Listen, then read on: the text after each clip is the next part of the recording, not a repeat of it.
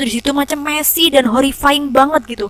Dan yang paling noticeable, yang paling perlu diketahui adalah, masya Allah, itu baunya ya. Katanya dua polisi itu adalah bau yang nggak pernah mereka cium seumur hidup mereka. Baru pertama kali itu mereka ngecium bau tersebut saking busuknya. Halo Rek, welcome back to Fimis Fin Mystery. Merubah jenis kelamin atau dalam bahasa Islamiyahnya adalah merubah kodrat lahiriah. Gimana sih pendapatnya kalian? Kalau bicara dari segi agama, otomatis nggak boleh ya, karena nggak ada dong ceritanya Tuhan itu salah ngasih takdir berupa jenis kelamin kepada setiap manusia yang dia ciptakan, ya kan? Tapi kalau dari segi kemanusiaan, aku tuh kayak whatever you do gitu, terserah kalian, dosa nggak urusan kalian orang sama Tuhan kalian. Pun aku nggak ada hak untuk menghakimi kalian tuh salah atau enggak ketika kalian merubah kodrat lahiriah kalian gitu loh. So ini buat underline dulu, ketika aku bahas kasus ini, aku nggak nyalain korban ini salah atau enggaknya ketika dia ngerubah kelaminnya menjadi perempuan. Walaupun dia secara agama dia Islam, aku pun Islam, aku nggak akan bahas dari segi agamanya. Yang aku pengen underline dan bold untuk kalian semua, dia ini adalah korban dan dia harus tewas mengenaskan. So, gak usah kakek ngomong, siapkan pikir juga hati, dan cerita dimulai dari sini.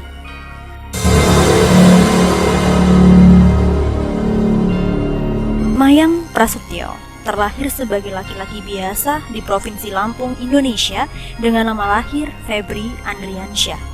Ibunya, Nining Sukarni, harus merantau ke Palembang untuk mencari nafkah demi menghidupi kedua anak dan juga ibunya. Oleh karena itu, sejak kecil dia sudah menitipkan kedua anaknya termasuk Febri Andriansyah kepada sang nenek yang bernama Rumani.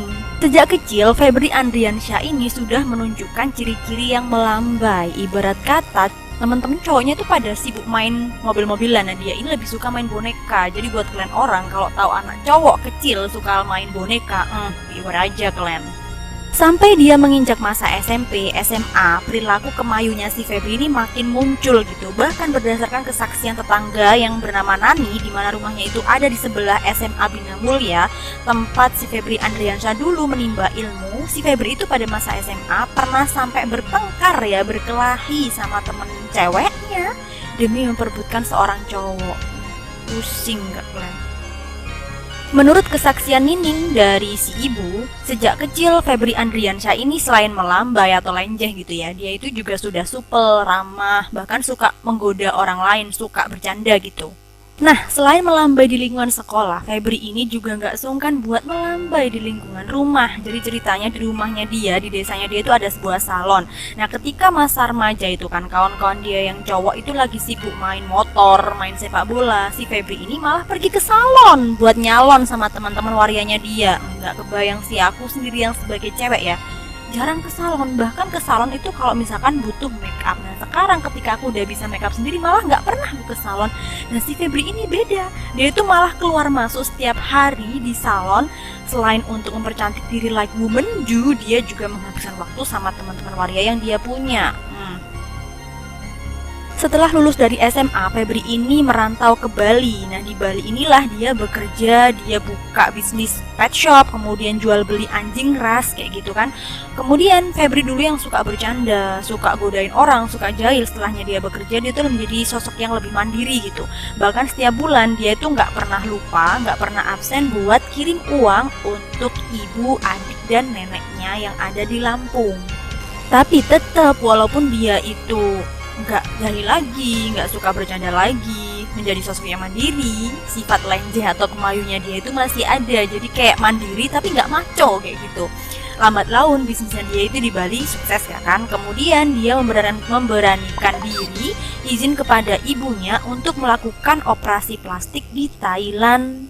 Menurut kesaksian dari si ibu, Bu Nining ya kan, di salah satu interview dia bilang bahwa dia tuh nggak tahu menau bahwa si Febri mau operasi alat kelaminnya, karena si Febri ini izinnya hanya akan operasi di daerah payudara dan juga wajahnya, tepatnya di hidung. Tapi kan kenyataannya si Febri juga mengoperasi alat kelaminnya, jadi dipotong itu otongnya dia ya kan. Tapi ya udah, walaupun kayak gitu, udah terlanjur izin, udah terlanjur dikasih ya kan, akhirnya berubah drastis lah itu penampilan dari si Febri.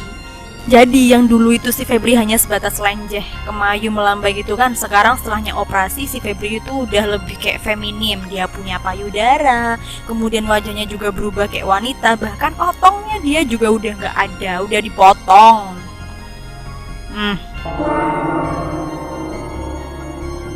Sebagai seorang ibu, otomatis ibunya si Febri nih ya kan, Bu Nining tuh pasti kayak mikir, loh anakku laki-laki kok jadi kayak gini gitu kan. Tapi tetap Bu Nining nggak bisa denial bahwa setelahnya melakukan operasi besar di Thailand, bahkan sampai memotong alat kelaminnya, kemudian wajahnya tuh tambahin make up, penampilan Febri ini menjadi 100% perempuan. Jadi kayak cantik dan seksi kali. Nah, gimana pendapat kalian? Di tahun 2009, Febri Andriansyah ini sempat memiliki kekasih laki-laki yang nama belakangnya adalah Prasetyo. Bahkan Ibu Nining sempat bersaksi kelihatannya Febri dan Prasetyo ini saling menyayangi gitu loh. Sampai-sampai mereka tuh sempat membeli rumah di daerah Villa Bukit Tirtayasa, Sukabumi, Lampung. Tapi ternyata kisah mereka berdua itu kandas. Nah, sejak itulah Febri Andriansyah yang sebelumnya udah merubah total penampilan fisiknya, kini merubah pula namanya dari Febri Andriansyah menjadi Mayang Prasetyo. Mayang sendiri diambil dari nama salah satu artis Indonesia favoritnya si Febri ini ya kan, si Mayang Sari, artis yang pernah punya skandal sama Bambang Triatmaja tuh loh. Kalian yang seumur sama aku masih ingat nggak? Kemudian yang Prasetyonya itu diambil dari nama belakang mantan kekasihnya dia yang mungkin paling dia sayangi. So sekarang aku nggak akan panggil dia Febri Andriansyah lagi, melainkan Mayang Prasetyo. Oke.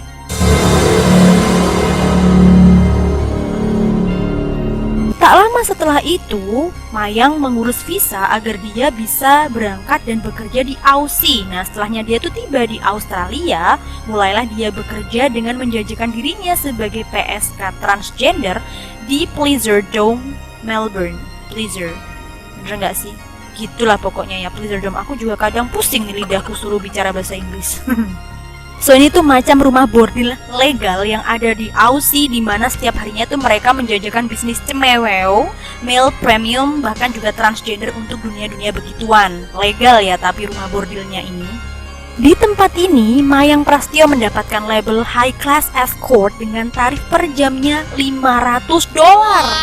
Gila sini sumpah, 1 jamnya 5 juta mamen. Aku gaji 1 bulan aja dapat 1 juta udah alhamdulillah, ini 1 jam 5 juta. Insya Allah, gila. Karena rumah bordil Pleasure Dome ini tuh legal, so all is protected gitu loh. Jadi semuanya tuh dilindungi oleh pemerintah. Pasti di Indonesia itu menjadi hal yang tabu ya kan. Mana ada rumah bordil itu dilegalkan, bisa-bisa satu di sana itu demo pasti ya kan. Nah, kalau di Aussie, di luar negeri itu beda. Rumah bordil kalau udah legal itu lebih aman gitu loh. Jadi kayak semuanya itu terlindungi. Penyakit-penyakit itu bisa lebih ditekan. Bahkan para pekerja komersialnya itu bisa dilindungi dari abuse yang dilakukan oleh para pelanggan yang biasanya terjadi ya kan. So karena tempat kerjanya itu legal, otomatis kayak Mayang ini terlindungi gitu kan. Juga uangnya pasti banyak. Bayangkan aja tarif per jam 5 juta. Kalau begituan 2 jam dia udah dapat 10 juta mamen. Makanya dia tuh kayak setiap bulan gak pernah absen buat kirim uang untuk orang tuanya, untuk ibu, adik dan juga neneknya yang ada di Lampung ya kan. Setidaknya 1 bulan tuh dia kirim 4 juta. Macam sayang betul si Mayang Prasetyo ini kan. Walaupun dia tuh pekerjaannya tuh kotor ya kan, dan juga memalukan di mata manusia lainnya, tapi dia gak pernah lupa untuk kasih uangnya kepada orang tuanya. Sampai kemudian si Mayang bertemu dengan Marcus Peter Falk di rumah bordil itu. Marcus Falk sendiri merupakan warga negara Australia, di mana dia itu tinggal dan lahir di keluarga yang biasa-biasa aja, tapi dihormati di lingkungan rumahnya dia. Ayahnya merupakan pelatih karate, jadi si Marcus yang emang sejak kecil udah tertarik sama dunia karate, akhirnya ditrain sama bapaknya sendiri sampai dia berhasil menyabet sabuk hitam karate. Marcus tumbuh menjadi anak yang cerdas, baik, bahkan juga pendiam. Tapi nggak sedikit dari kenalannya dia itu yang bersaksi bahwa kayaknya si Markus ini punya sisi gelap yang jarang terungkap dari dalam dirinya. Karena mereka tuh nggak jarang ngelihat si Markus tiba-tiba emosi. Jadi kayak awalnya tuh dia masih tenang-tenang aja gitu kan, masih diem, masih nggak ngapa-ngapain. Terus ada hal yang bikin hatinya tuh nggak enak. Itu langsung emosi gitu loh. Jadi nggak stabil gitu emosinya dia. Dari laman Facebooknya, Markus ini nampaknya kayak laki-laki normal, bahkan cenderung penyayang. Dia tuh rutin upload tentang kasih sayang untuk hewan, bagaimana dia itu merawat hewan-hewannya lah pokoknya, kemudian menentang keras penyiksaan terhadap hewan. Jadi kayak ya animal lovers gitu kayaknya si Markus Volk ini.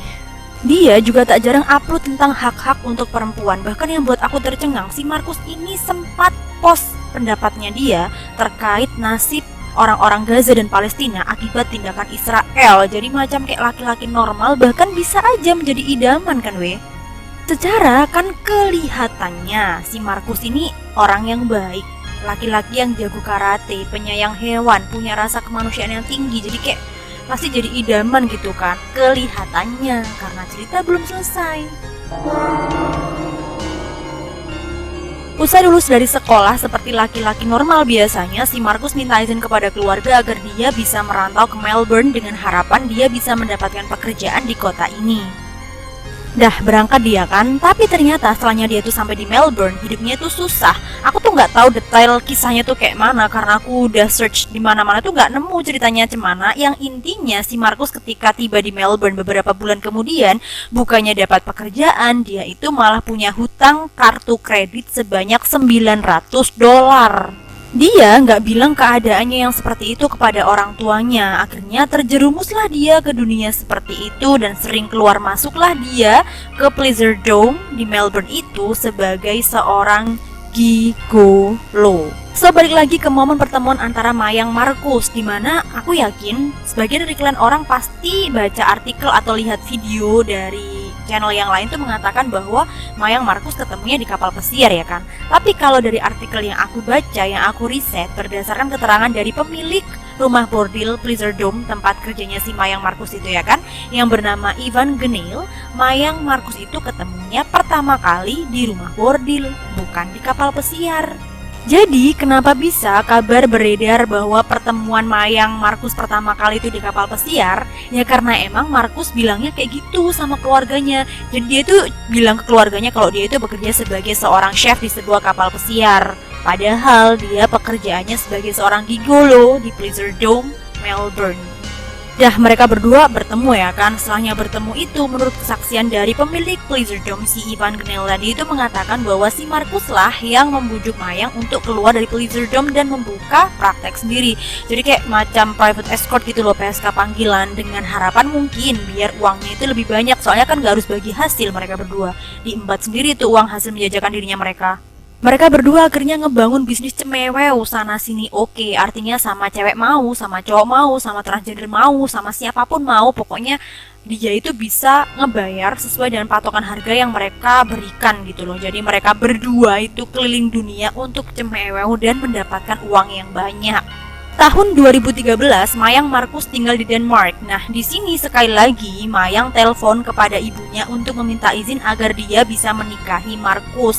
Masih di tahun yang sama, di bulan Agustus, Mayang Markus pulang ke Indonesia, tepatnya di Provinsi Lampung, tempat tinggal Mayang gitu kan, tempat lahirnya si Mayang, untuk meminta izin kepada Bu Nining secara langsung sekaligus memperkenalkan Markus kepada keluarga besar Mayang.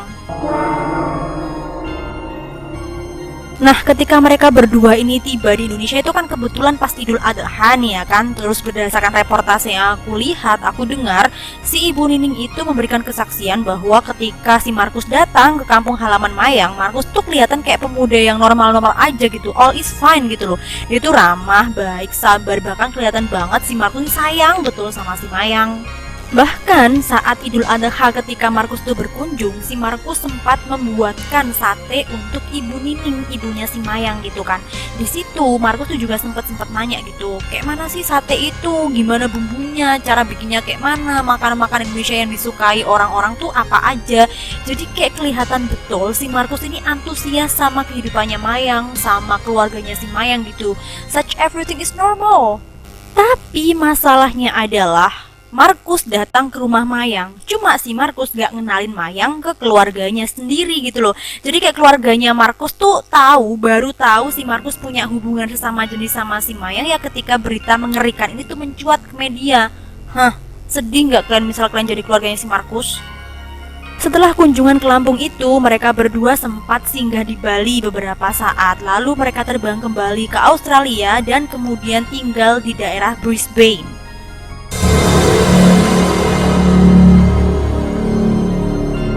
Setelah mereka berdua sampai di Brisbane dengan uang yang banyak gitu kan, hasil mereka menjajakan diri berkeliling dunia itu, akhirnya mereka bisa menyewa sebuah rumah apartemen di Tenerife lantai 3. Mereka tinggal di apartemen itu ya kan, berdua dengan beberapa anjing peliharaan mereka. Soalnya si Mayang itu suka anjing, si Markus kan juga kayaknya pecinta hewan gitu. Nah kayaknya Markus Mayang ini ya kelihatannya kayak pasangan normal biasa aja gitu loh. Cuma dari beberapa interview yang aku lihat di reportase itu kan, beberapa kawan mereka itu memberikan pengakuan bahwa memang kelihatannya Mayang Markus kayak pasangan normal biasanya. Tapi gak jarang mereka berdua itu kayak arguing something, kayak seringkali berdebat mereka berdua ini. Nah, dari keterangan kawan-kawan dekat Mayang Markus ini, aku pun dapat informasi bahwa si Mayang itu ya kayak cewek lumrahnya itu loh, kalau debat sama pasangannya itu pasti kan nyerocos saja ya kan. Sedangkan si Markus ini tipe orang yang kayak diem aja, diomelin macam kayak mana tuh diem aja, cuma tatapannya tuh kosong. Ngeri nggak kalian? Ngomelin orangnya tatapannya kosong tapi tiba-tiba kayak keep something in his brain. September 2014, Mayang sempat menghubungi kawannya yang ada di Batam, Riau bernama Adi. Si Mayang itu bilang bahwa kayaknya si Mayang akan tinggal di Batam sekitar 6-7 bulan. Si Mayang bahkan bertanya kepada Adi tentang apakah Adi bisa menyewakan rumah dan juga sepeda motor kepada dia seperti apa yang dilakukannya saat Mayang ada di Bali. Bahkan dia juga bertanya apakah dia bisa membawa anjing-anjingnya, soalnya dia tuh pengen ngebawa anjing-anjingnya itu tinggal di Batam. Selain menghubungi Adi, si Mayang juga kedapatan bilang kepada ibunya, si Ibu Nining bilang bahwa dia itu kayak bosen gitu loh tinggal di Brisbane, nggak jelasin apa. Pokoknya dia itu bilang bosen, pengen balik ke Indonesia, pengen tinggal di Bali seperti dulu. Sampai pada tanggal 3 Oktober 2014, penghuni apartemen Tenerife di lantai dasar itu mendengar teriakan Mayang dari lantai 3 yang seperti biasanya dia itu sedang adu mulut dengan si Markus. Gila gak sih? Dari lantai 3 kedenger sampai lantai dasar, coba kayak mana kerasnya? Sepertinya waktu itu adalah pertengkaran hebat antara Mayang Markus karena kedengarannya si Mayang itu berteriak sampai sekitar 30 menit. Dari teriakannya Mayang itu, tetangga bahkan sempat mendengar si Mayang itu kayak maki-maki si Markus, bilang kayak F you, I never trust you, apalah segala macem. Pokoknya segala hal yang buruk-buruk itu diucapin, diteriakin sama si Mayang. Dan seperti biasa gak kedengaran itu suaranya si Markus. Jadi kayak si Mayang tuh teriak-teriak sendiri gitu loh, padahal di situ tuh pasti ada Markus. Lalu tiba-tiba suara si Mayang tuh hilang dan senyap seketika. Masih di hari yang sama, tepatnya pada pukul 6 sore, Markus ini kedapatan berangkat ke sebuah department store yang bernama Woolworths gitu. Dia ngebeli barang-barang yang gak selazimnya dibeli oleh seorang laki-laki gitu. Yang dia beli sore itu tuh kayak sarung tangan, kemudian cairan kimia, pemutih porselen, sikat lantai, kantong sampah, tisu, ember gede. Terus setelahnya beli semua itu, semua hal yang gak lazim itu, si Markus naik taksi menuju ke rumah sakit. Nah, pas naik taksi ini, si sopir sempat tanya ke si Markus, kenapa pak itu tangannya berdarah? Si Markusnya bilang, enggak, ini cuma luka karena habis motong bawang aja gitu. Nah, pas tibanya di rumah sakit, si Markus bilang hal yang beda ke perawatnya. Ditanya kenapa itu tangannya bisa berdarah, si Markusnya bilang, ini tadi bertengkar sama kekasihku, jadi kayak kita bertengkar terus tanganku kena luka kayak gini. Jadi macam beda gitu loh alibinya si Markus. Nah, setelahnya di rumah sakit itu sekitar pukul esok harinya ya, pada tanggal 4 Oktober 2014, sekitar pukul setengah 1 siang, dia itu berangkat lagi ke department store yang lain, namanya adalah Big W atau Big W ya, sebuah department store gitu, untuk membeli benda lain, yaitu membeli pisau. Masih di hari yang sama, Markus ini dengan santainya telepon tukang listrik dan meminta tukang tersebut untuk datang ke apartemennya dia. Jadi kayak si Markus tuh dengan santainya di sambungan telepon dia tuh bilang, tadi aku masak menggunakan kompor listrik. Tapi ketika airnya tuh mendidih, tiba-tiba listriknya tuh konslet. Lalu tetesan airnya tuh masuk ke oven. Bisa cepat ke sini. Datanglah itu kan petugasnya ke apartemen si Markus, namanya adalah Brad Coy nih. Nah, ketika pintu apartemen Markus dibuka langsung seng gitu. Masuklah itu menyeruak bau amis, bahkan lebih pas disebut sebagai bau busuk katanya. Saat dia menyadari si Brad mulai curiga, akhirnya si Markus ambil inisiatif untuk menenangkan si Brad. Dia bilang, santailah, aku ini seorang chef di kapal pesiar. Nah, bau ini tuh dari bau kaldu babi yang sekarang aku masak tuh di dapur. Kayak gitu. Si Brad kemudian memperbaiki listrik yang konslet. Nah, ketika dia bekerja, dia itu masih nggak bisa ngehapus pikiran negatifnya dia, ngehapus kecurigaan dia. Macam dia itu mikir kayak, masa sih ini tuh baunya kaldu babi? Aku juga pernah kali ngebau baunya kaldu babi tuh tak kayak gini. Dia tuh mikir kayak gitu. Nah, setelahnya dia selesai bekerja kan, keluar dari apartemen, dia langsung menuju manajer apartemen tersebut dan bilang supaya kamarnya Markus diperiksa lebih jauh, lebih detail lagi.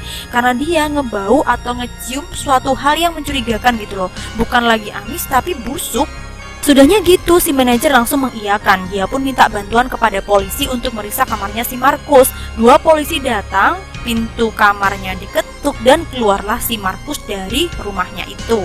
Nah, hebatnya nih, saat si Markus ketemu sama polisinya, dia tuh kayak santuy men. Dia macam senyum gitu saat polisinya tuh bilang, "Selamat sore, kami dari kepolisian mendapatkan laporan bahwa dari rumah Anda tercium bau yang sangat menyengat. Bolehkah kami periksa?" Kemudian si Markus tuh dengan santainya malah menjawab, "Oh iya, silahkan, boleh. Tapi saya masukkan anjing-anjing saya dulu ya." Jadi si Markus ini minta izin kepada 2 petugas tersebut untuk masuk duluan karena dia tuh pengen masukin anjing-anjingnya dalam kandang. Diizininlah sama petugas polisinya. Masuklah si Markus, pintunya ditutup. Setelahnya pintu ditutup, otomatis 2 petugas dan juga manajer apartemen tuh nunggu di luar ya kan. Mereka nggak curiga apapun karena Markus ya kayak santai-santai aja gitu. Tapi setelah lama mereka menunggu di luar, si Markus nggak keluar-keluar dari rumahnya. Diketuk pula pintunya itu nggak ada jawaban, akhirnya didobrak. Nah, ketika pintu itu terbuka, kelihatanlah itu pemandangan yang sangat mengerikan terpampang nyata di depan mereka. Mereka melihat ruang apartemen si Markus itu kayak penuh dengan darah gitu men. Di tembok-tembok tuh nyiprat darah-darah. Kemudian di lantai juga ada tetesan-tetesan genangan bahkan. Terus barang-barang yang gak jelas juga berserakan, macam pembersih lantai, porselen, kemudian karung plastik, ada ember gede apa segala macam tuh di situ macam messy dan horrifying banget gitu. Dan yang paling noticeable, yang paling perlu diketahui adalah, Masya Allah, itu baunya ya. Katanya 2 polisi itu adalah bau yang gak pernah mereka cium seumur hidup mereka. Baru pertama kali itu mereka ngecium bau tersebut saking busuknya. Aku sendiri nggak bisa bayangin sih kayak mana baunya sampai mereka berdua bilang kayak gitu. Yang lebih penting lagi, di apartemen tersebut tidak ada Markus. Jadi kosong, nggak ada orang kecuali anjing-anjingnya dia. Terus jendelanya terbuka. So fix Markus melarikan diri. Jadi dia mau masukin anjing itu cuma alibinya dia supaya dia bisa meloloskan diri dari kejaran polisi. Akhirnya kedua polisi tersebut mengcalling ya panggilan atau rekan-rekan mereka yang lain untuk ngejarin Markus, sedangkan mereka berdua lanjut menginvestigasi tempat yang mengerikan tersebut. Dah jalan-jalan tuh kan kedua petugas itu di apartemennya si Markus sampai mereka itu tiba di dapur. Nah, ketika tiba di dapur itu mereka berdua sempat ketawa men, karena mereka memang melihat pemandangan yang mengerikan, tapi epic betul katanya. Karena di dapur itu tuh ada panci listrik yang besar. Airnya tuh mendidih. Terus di situ tuh ada kaki yang kayak kaki manusia gitu loh. Mereka itu ketawa karena mereka pikir itu adalah lelucon Halloween. Soalnya itu tuh bulan Oktober awal. Gak jelas. Lalu setelah didekati lagi, dilihat lebih detail lagi, barulah mereka berdua sadar bahwa saat itu mereka sedang berdiri di sebuah TKP pembunuhan sekaligus mutilasi.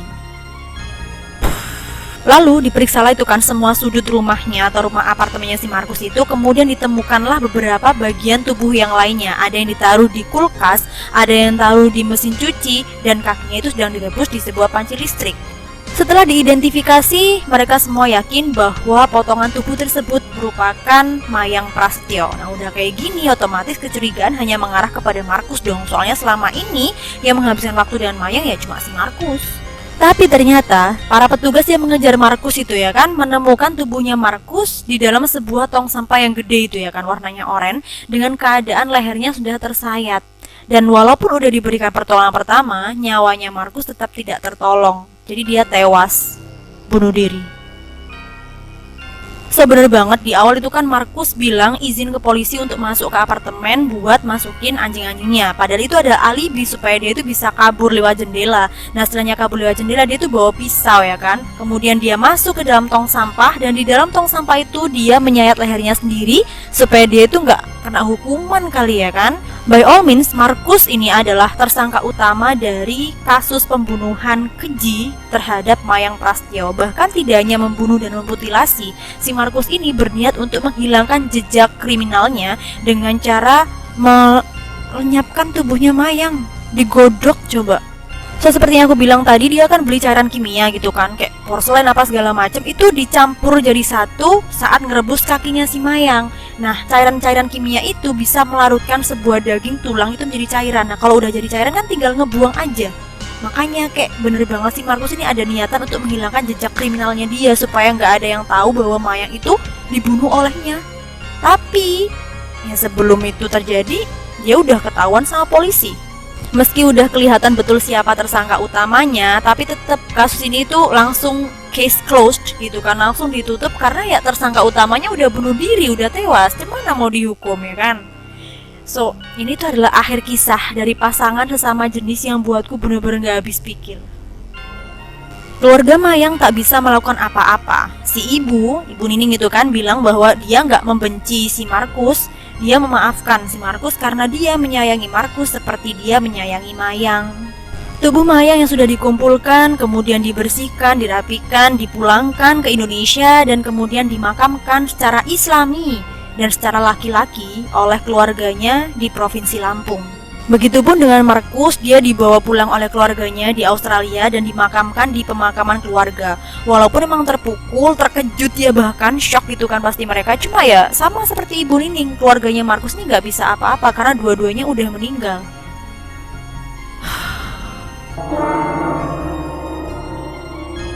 Wes demikian Vimis kali ini. Aku gak tahu aku harus bilang apa untuk kisah dua pasangan sesama jenis nih ya. Intinya itu don't judge a book by its cover ya. Lagi-lagi intinya jangan gampang menilai orang lain hanya melihat dari penampilannya saja, apalagi baru beberapa saat kenal. Terus juga mari berusaha keras, belajar keras untuk mengontrol emosi kita masing-masing. Kalau suka video ini jangan lupa like, komen, dan juga share sebanyak-banyaknya ke teman-teman kalian juga suka true crime macam aku gini ya. Terus kalau misalkan kalian suka dengan channelku, jangan lupa please tekan tombol subscribe-nya ya kan, support aku dan nyalain notifikasi loncengnya. Jadi kalau misalkan ada video baru dari Vimis, kalian langsung dapat notis, langsung bisa nonton. Thank you for watching and see you in the next video dalam episode Vimis Fin Mystery. Bye.